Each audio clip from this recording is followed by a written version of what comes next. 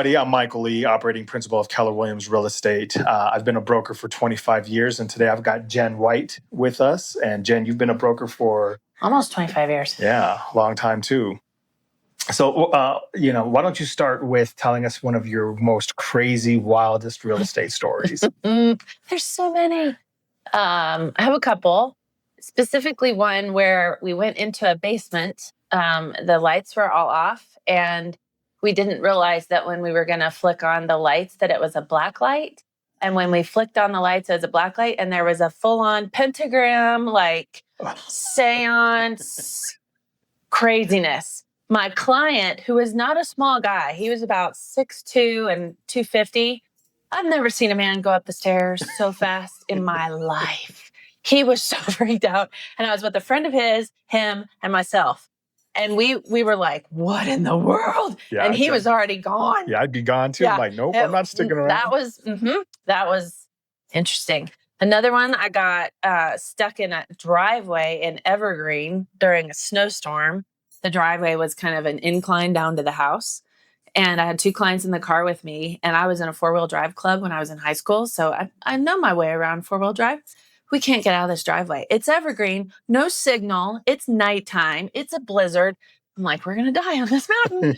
And so we got halfway up the hill. And if you know a trick in four-wheeling to get up and over something when you're not getting traction is to rock the weight of the car.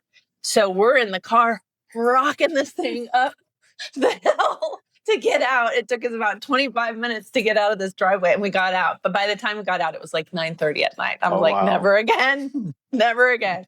So those are two brief stories. I've talked about having a coffee table book because the stories are so endless. You can't make them up. You cannot make them up. For sure. And so now you're a coach for Keller Williams Park Meadows. I am. Yeah. So why don't you tell us a bit about coaching? Why do you love coaching? So I started coaching as a TL about more than 10 years ago now, and found I really enjoyed the interaction with the agent, but then I also enjoyed what it brought for my business because I had to live what I was coaching, right? So I elevated my business because I was doing things that maybe I wasn't as consistent doing previous. Because coaches are notorious. They say, if you want to do something, do it. If you want to not do it, then coach or teach, right? And my mom always takes offense with that because she's a teacher. But I feel like that's true a lot of times. A lot of times coaches and teachers and people that are in the instructional world are not actually doing the things that they're telling everybody to do. And I didn't want to be that person.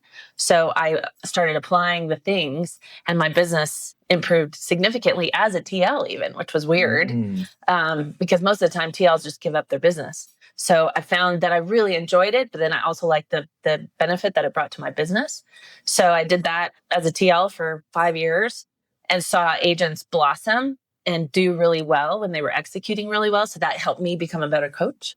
And then I wrote my own curriculum because I found shorter term curriculums don't stick as well. They don't have the stickiness. And so I built a 10-month program, and then you guys let me bring it here. And so we started last September, and here we are, almost a year later. So if I'm an agent and I'm just wondering to myself, should I get a coach? I don't know if I'm ready for a coach. How do you know when to pull the trigger on getting a coach or not? I think it depends on how committed you are to the work, right? Because if you get a coach and you pay all this money and you're not going to do the things that the coach is telling you to do, then you shouldn't pay the money. It's a waste. And it's just, you're very smart in your time because you're getting all this information, or you have a very smart bookshelf with all the books that they're recommending that you never read. So if you're not going to do the work, don't get a coach because it's just going to be wasted. It's wasted time on the coach's part and wasted time on your part. Okay, so I've decided to pull the trigger and get a coach. How do I know it's working? Your numbers, you track them, and you're growing. You're seeing a growth trajectory. One of the things I found just in the group that we had this past year, most of them never tracked anything. And so when I actually had them start tracking and they were reporting every week, and then I was showing them how it was benefiting them, then they actually wanted to do more of the work. They're like, I'm actually setting appointments, and I'm actually going on showings, and I'm actually getting things under contract. Some of whom hadn't had deals in years. And it's because they're like, okay, I'm applying what I'm learning, and now I'm watching it because I'm tracking it. If you don't track it, don't bother. they're starting to see the results of their work. Yes. I If got you're not you. going to track it, though, don't bother. Because then you'd have no idea. If you don't know your numbers, what are you doing? Like, why are you in business? Because you don't know your numbers. How do you know if you're succeeding or not? You don't. Have no idea. So I've gotten a coach. I'm tracking my numbers. My business is growing. How do I know what would my next steps be as an agent? How do I know it's time for a different coach, or how do my conversations need to change with my coach? Define what you want to do.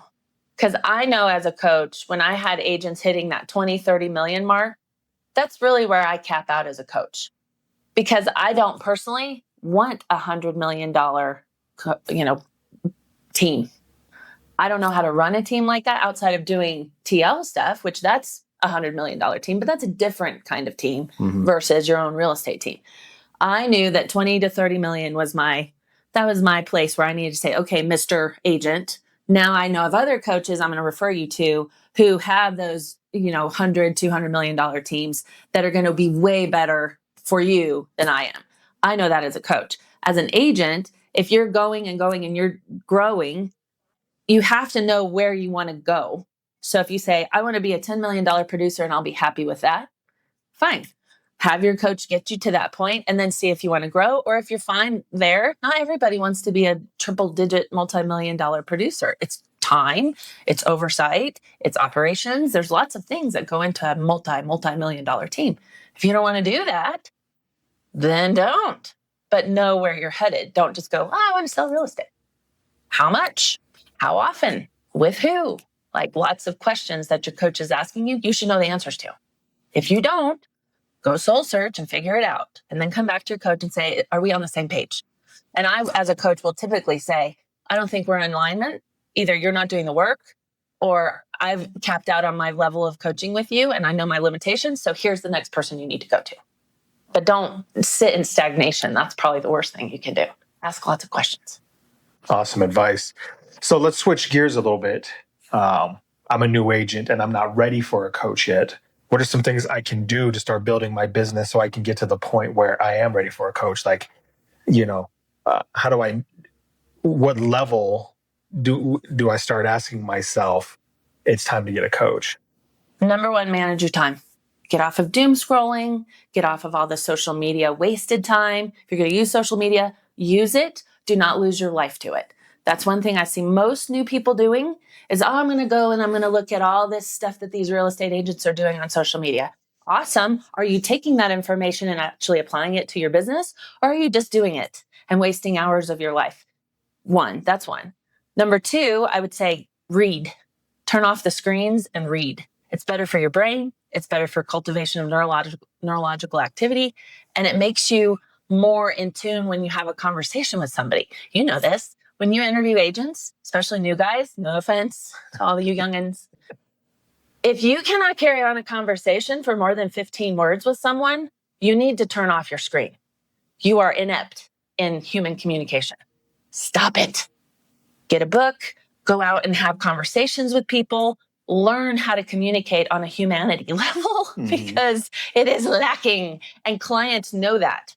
When you go and interview with somebody or you're going on an appointment with buyer or seller and you cannot carry on a conversation about anything, you're hosed. They're not going to hire you. And it's not because you're a bad person. It's you don't know your trade. Go learn your trade and then come back to the table and say, okay, now I'm ready to work. For sure. And I think especially with the younger generation, everything's done via text. Everything. So I no offense to the younger generation. Yeah, no. But I think learning how to develop those conversational skills, yes, and getting out there and having conversations with people is a skill. A prime skill. That's what I was going to say. That people need to develop for sure. Yes. Today, prime example, I have a community organizational open house I want to put together for listings that are not moving in this one part of Parker. And I'm super frustrated. The agents are super frustrated. We've been in communication. So I call all of them.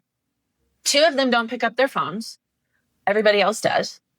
And I'm sorry, two of them don't pick up their phones. The five of them did. One responded with a text to my voicemail. I'm like, pick up the phone. She texts me and says, can you send me more information? No, call me because I need to have a dialogue with you. So I call her. She doesn't pick up her phone. I'm like, okay. Now, granted, she was in a meeting maybe, or I don't want to be judgy. And if you want to have a conversation about an event, pick up the phone. Me texting you for 15 minutes can be solved in 2 minutes with a conversation. That's just time management. Mm-hmm. They don't want to talk. Or in this case, if this agent's really busy, which she may be, then maybe that's not her typical way of talking. But when I hear on the voicemail, for a quicker response, text me. No, pick up your phone. I just called you. Why are you texting me? It's just so much easier for my time management to have a conversation versus sitting there and texting with somebody for 30 minutes when we could knock it out so quickly. So I would encourage people that are new to the business. Yes, texting is a great tool. And so is communication through your voice. Yeah. It's good. Practice. It's good for you. And it teaches you how to talk to strangers. I know our parents say never talk to strangers, but we have to all the time. Yeah, we're in sales. Settle we have in. to talk to strangers for sure. You have to talk to people you don't know. Be okay with it and enjoy it. Get to know people, understand who they are, learn about them, and invest in them as humans. And don't just be a robot, because that, I think, will eventually wear on people to where they don't want to be in relationship because they're like, I never talked to that person. I don't really know them. That's true. Because you can't know somebody, right? Especially in our business in sales, it's a very relational business. Yes. And if they're going through a hard time, divorce, death, job change, whatever, this will not suffice for relationship. It'll get the job done-ish, but it's not going to develop a relationship where they're going to refer you, come back to you later, build that relationship. You'll have clients for life. Don't, and you'll get one deal. Maybe. Right. Enjoy that check. It's your last one from that group. Yeah. So let's talk a little bit about mindset and building the relationship. And, the market has shifted. Very. Right. Homes are on the market longer. Interest rates are close to 7%. Newer agents, let's say 2 years or less, they've experienced the post-COVID market, 3% interest rates, list a home on Friday, under contract by Monday. Mm-hmm. Now all of a sudden it's like, hey, this home's been on the market 45 days. I'm getting one showing a week if I'm lucky. Mm-hmm. I think there's a lot of, self-doubt that might start to creep up in an agent. Like, hey, do I know what I'm doing? Right. As a coach, how do you coach people through difficult markets? Well, first, it's a mindset shift, right? You have to understand that the way it was, whenever it was, where people were falling out of bed and making money and having 20 offers in 10 minutes, that time has passed. And to accept it. That's the other piece, is the sellers are also struggling because they're used to seeing all this in the news. Oh, everybody's getting offers, crazy. I should have my house sold by now. You're not doing your job. It's mindset on the part of the agent to be educated enough to say, well, actually, here's what the market has done since 2022 when our rates were at 3.5%, 4%. Here's what it looks like after you sit on the market for this amount of time. Here's what I'm doing. You have to work the business if you're going to succeed at it. And your mindset has to be, I have to work. I can't just wake up at 12 and make my coffee and go to lunch with my best real estate buddy and talk about all the things we're going to do and then go pick up my kids at school and then go to bed. That is not a productive day. Yes, you did real estate in your mind, but you didn't talk to a soul about the market. You didn't learn anything. So I would say the mindset is go out there and learn about your market, be creative, like open houses. Community open houses work great. I had an agent from our MIM group. She called me. She said, I've had like 2 showings. What do I do? I said, have you called the agents in the area? Well, why would I do that? Maybe they're having the same struggle. Maybe you should collectively, harmoniously work together for that area and get the word out in a bigger, broader way. Oh yeah, I think there's only one other listing. Okay, do some research. She pings me back. There's 5. I had no idea there was 5. I'm like, and she goes, and they want to do it. They want to do it. When? Now you've got more people in the community who are aware of something going on, and you're refining your craft. You have to work.